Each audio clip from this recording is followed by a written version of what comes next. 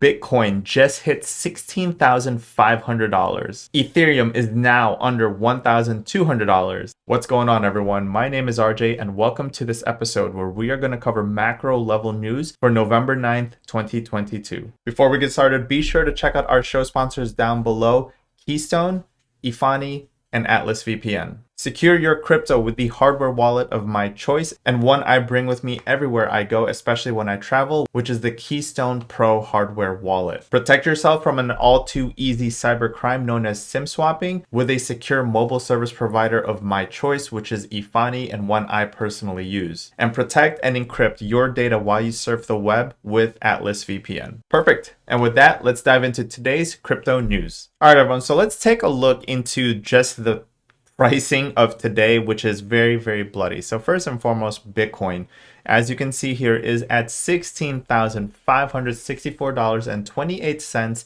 down 11.9% in the last 24 hours at the time of this recording. Ethereum is at $1,186.06, down 12.1% at the time of this recording.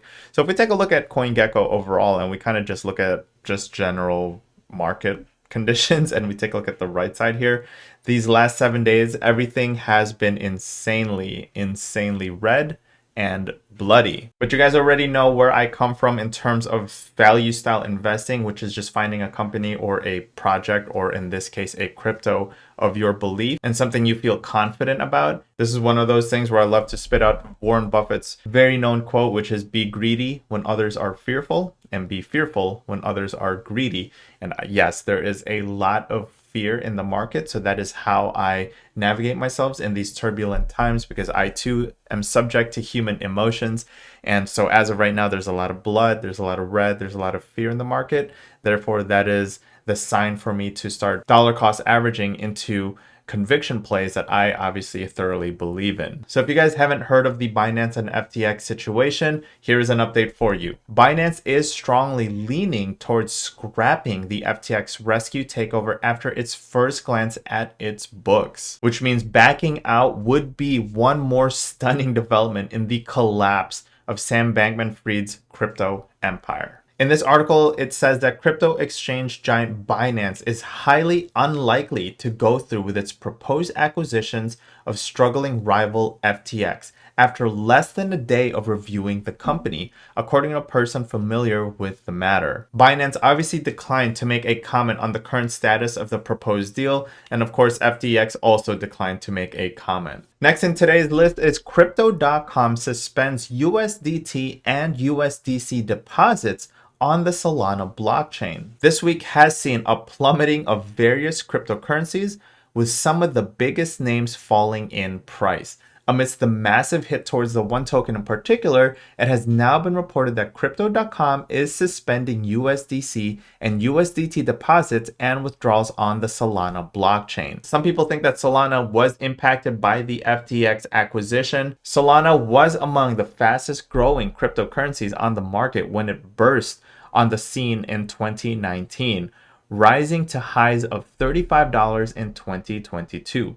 The Layer 1 chain had developed into a top 10 cryptocurrency investment option for traders in the time span. But right now, it appears that the following downturn, Crypto.com has suspended deposits and withdrawals of USDC and USDCT on Solana. In an email sent to users, the platform cited recent industry events as the basis for this decision. The website then stated, "Please be informed that we have suspended deposits and withdrawals of USDC and USDCT on the Solana blockchain in the Crypto.com app and exchange." The notice was sure to emphasize that the change is effective immediately and doesn't interfere with the usage of other supported networks.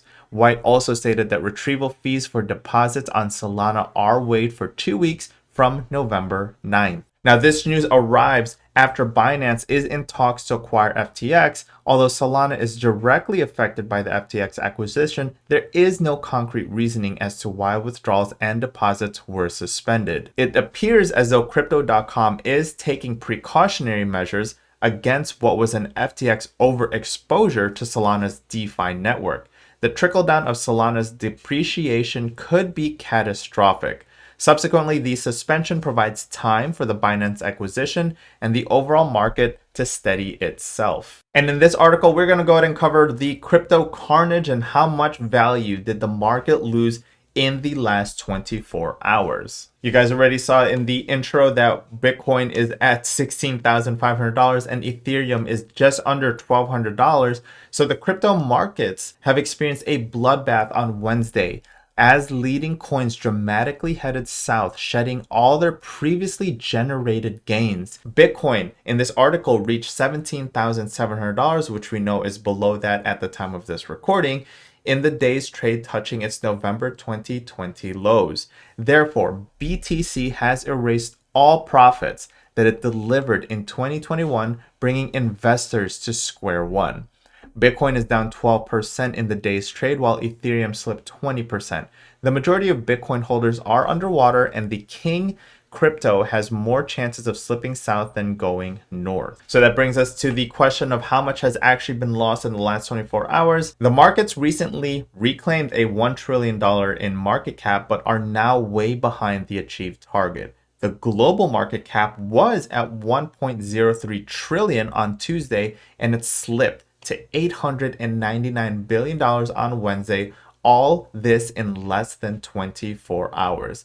The markets has shed a 12.7% in market cap and lost nearly $101 billion in just one day. Though several cryptos are lucrative in price to buy the dips, it is advised to remain cautious than going all in. There could be more downside to the markets as a recession is looming that might send cryptos plummeting in price. In addition, Fortune 500 companies are cutting down on staff, sending signals that a recession might just be around the corner. So there is obviously a lot of fear. There's a lot of uncertainty in the market. There's a lot of uncertainty in the sentiment of the crypto market. But if you're not only in crypto and you're just in the traditional market side of things, then you can see that the stock market and the overall macro conditions of the market itself is in a very fearful state. People are still fearing recession. Big Fortune 500 companies are cutting on employees. So just be careful out there and make sure you guys are remaining composed in these turbulent times.